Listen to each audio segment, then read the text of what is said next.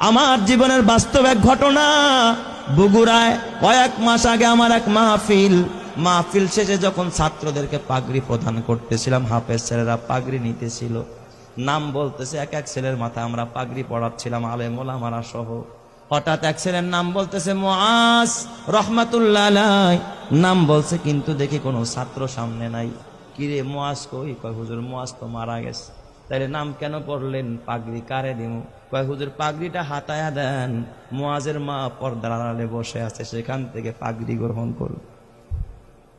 প্রত্যেকটা মানুষের দিল নরম হয়ে গেছে। পাগড়িটা হাতায়া একটা ব্যাগে দেওয়া হলো, ছোট্ট একটা বাচ্চা নিয়ে মুআজের মার কাছে পৌঁছায়া দিল। বয়ান শেষে আমি যখন খানা খাচ্ছিলাম, মোহতামিম সাহেবকে জিজ্ঞাসা করলাম, মোহতামিম সাহেব, জীবনে এই অভিজ্ঞতা আমার এই ফার্স্ট যে মৃত ছেলেকেও পাগড়ি দেওয়া হয়। এই কথা বলতেই মোহতামিম সাহেব দেখে কাঁদতেছে, বড় হাফেজ সাহেব পাশে বসা, সেও কাঁদতেছে। আমি কই কাঁদেন কেন? কয় ওস্তাদ, এই মুআজ হলো আমার মাদ্রাসার 1 নম্বরের ছাত্র, আমাদের সম্পদ ছিল। আমার ছেলের জন্য আমার এত মায়া লাগে না যতটা মায়া আমার এই মুআজের জন্য। আমি বললাম এত কি গুণ হয় এই মুআজের? কয় ওস্তাদ, মুআজ 18 মাসে কোরআনের হাফেজ হয়, জীবনে পাগড়ি ছাড়া নামাজ পড়ে নাই, মুআজের বাবা নাই, মুআজের মা বড় অসহায়, এই মাদ্রাসা লিল্লা বোর্ডিং এ মুআজরে এতিমখানায় ফ্রি খাওয়াই আমরা, চিকিৎসা পর্যন্ত আমরা করাই। আমি বললাম তাহলে মুআজ কেমনে মারা গেল? কয় হুজুর কিছুদিন আগে চিকুনগুনিয়া জ্বর হয়েছে, আমরা ওর মারে খবর দিলাম, বললাম মুআজের মা মুআজের বাসায় নিয়ে যান, চিকুনগুনিয়া জ্বর হয়েছে। মুআজ বাসায় যাইতে চায় না। কয় ওস্তাদ বাসায় গেলে জামাতের সাথে নামাজ পড়তে পারি না, ফজরের নামাজটাও জামাতে পড়া হয় না, আমারে বাসায় দিয়েন না, মরে যাইতো মাদ্রাসায়, মরবো বাসায় যাব না।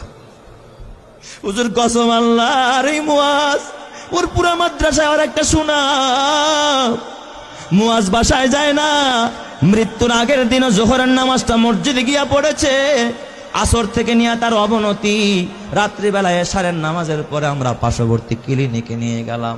সেখানে বাবা এই অক্সিজেন লাগায় রাখছে, প্রায় গভীর রাত্রে মুআজ ওই রাতে ইন্তেকাল করেছে।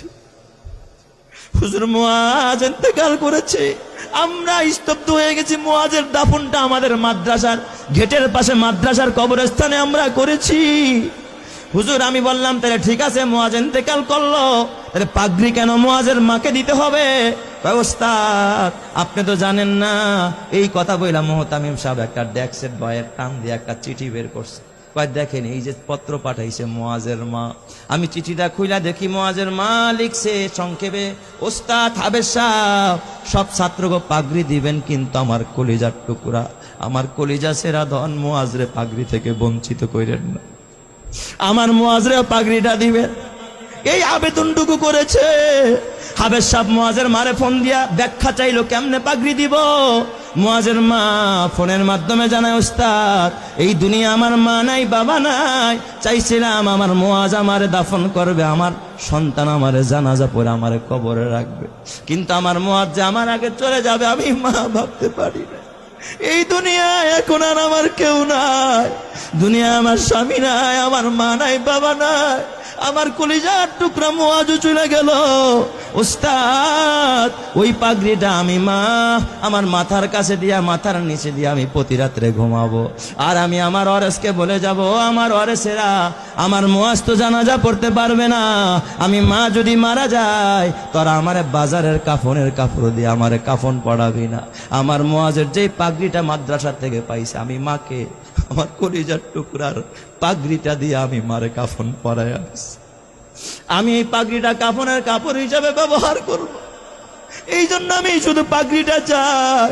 ও আমার মা, মা গো, কালকে যদি মরে যাও মা, নাকের ফুল থাকবে না, কানের দুল থাকবে না, গলার মালা থাকবে না, হাতের বালা থাকবে না মা, খালি হাতে যেতে হবে মা।